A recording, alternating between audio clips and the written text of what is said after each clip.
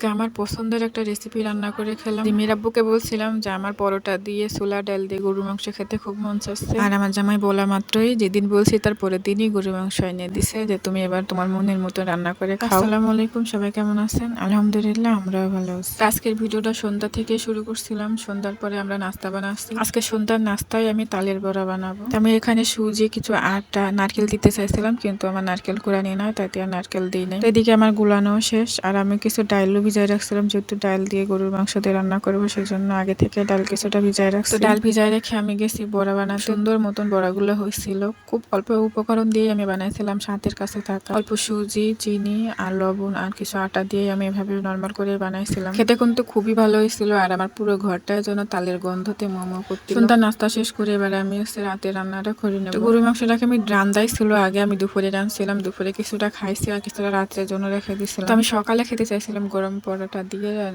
ছোলার ডাল দিয়ে গরুর মাংস। আর এই মাংস আমি সকালের আশায় রেখে দিলে একদমই থাকবে না, রাত্রে আমাদের খাওয়া হয়ে যাবে। জিমেরাবুর গরু মাংস খুবই পছন্দ, ও তো তুলে তুলে মাংস শুধু খেয়ে ফেলাবে, সেজন্য আমি রাত্রে রান্না করে নিচ্ছি। মাংস চুলার উপরে দিয়ে আমি ঘরে আইছি, আর দেখি ফ্রিজের উপরে একটা ব্যাগ। তো আমি ভাবছি কি ব্যাগের ভিতরে আমার জন্য কিছু কি সারপ্রাইজ আনছে জিমেরাবু। তো ব্যাগ খুলে দেখি এক ব্যাগের ভিতরে আমরা ভরে আনছে। তো আমি তো খুবই ভাবতেছিলাম যে আমার জামাই তো এরকম আমরা কখনোই আনবে না, যে ওগুলো খায় না, সেই বাজারগুলো কখনোই করে না, রানতেও চায় না বাসায়। আর আমরা ওগুলো দেখেই মনে হচ্ছে যে আজকে বিকালে গাছ থেকে পারছে, তো একবারে টাটকা আমরাগুলো। তো জিমের আব্বু বাসায় এসে বললো যে একটা ভাইয়া পাঠাইছে তাদের গাছের আমরা। তো ভাইয়াকে অনেক ধন্যবাদ এমন ছোট একটা ভালোবাসা পাঠানোর জন্য। আর দেখেন জিম আমি ঝুড়িতে গুছাই রাখছে আর ও সবকিছু নিয়ে নিচে নামাইছে, আর এগুলা দিয়ে পুরা ঘর ছিটাইছে আর বলের মতন খেলতেছে। তো আমরাগুলো দেখে আমি একবারে লোভ সামলাতে পারছিলাম না, তো তাড়াতাড়ি করে দুইটা আমরা কেটে আনছি। এবছরে প্রথম আমরা খাচ্ছি আমি আর দেরি সহ্য করিনি, তো আমি তাড়াতাড়ি করে এক দুইটা আমরা কেটে আনছি, তাই লবণ দিয়ে নিয়ে বসে পড়েছি খাওয়ার জন্য। টক যে কোনো ফল আমার খেতে খুবই ভালো লাগে। তো ওইদিকে গরু মাংস চুলার উপরে হচ্ছে, আর আমি এদিকে রুটিটা বানাই নিব। তো আমি আগে কখনোই এভাবে রুটি বানাতে পারতাম না, বিয়ের পরে কত কথা শুনিয়েছি এই রুটি বানানো, আর আমি এখন খুব সহজে রুটি বানাই ফেলি, খুব অল্প সময়ের ভিতরে কতগুলো রুটি বানাই ফেলি। আমি যেদিন প্রথম রুটি বানাতে আসছিলাম সেদিন একা একা জানতামও না কিভাবে রুটি বানাই। তো আমি একবারে আটা আটা করে ফেলাইছিলাম রুটি, মোটে ওটা বেলার মতন কোনো অবস্থা ছিল না। তারপরে আমি একবারে চাপটি করে ফেলছিলাম পেঁয়াজ মরিচ কেটে। তো সেদিন আমি অনেক কথা শুনেছিলাম, তারপর থেকে মনের ভিতরে জিদ নিয়ে আমি রুটি বানানো শিখেছিলাম। খুব অল্প দিনেই আমি রুটি বানাতে পারতাম। তাই যে কোনো কাজ করতে গেলে মনের ভিতরে প্রচুর ইচ্ছা শক্তি আর জিদ নিয়ে কাজ করতে হবে, তাহলে সেই কাজে সফল হওয়া যায়। আর এদিকে আমার পছন্দের খাবার রেডি হয়ে গেছে, গরম গরম পরোটা